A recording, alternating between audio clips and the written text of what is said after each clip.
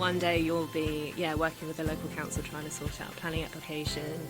Next you're like detailing a little waterproof detail over a window reveal.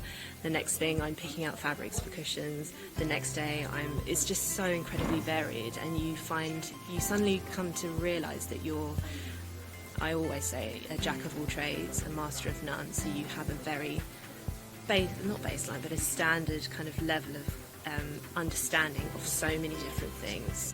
Your project a little bit more sustainable, but not necessarily, you don't need to say that to the client. Is what Sarah said, is like, okay, when you source your material, if you have one material that this timber, we know that they come from a place that is correct, environmentally correct, you should definitely choose it than the other one. So it's just being responsible, because we are responsible for everything we are building and how much rubbish we are creating and so on. So I think it's just important to have that in mind. So it impacts in the city. So in Tottenham Court Road, for example, they built the Centre Point. That is a very tall building there.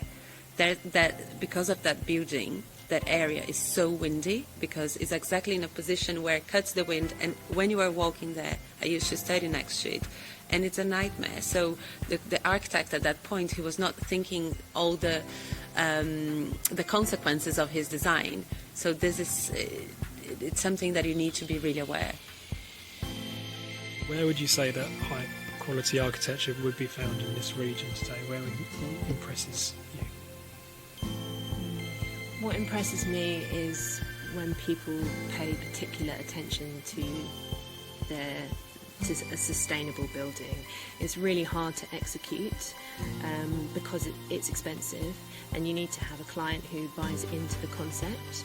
But when the RIBA prize, so every year the RIBA issue a prize, it's called the Sterling Prize, and the credentials for that prize are more and more about sustainability rather than the aesthetic of the building. It's how it functions, where the materials were sourced.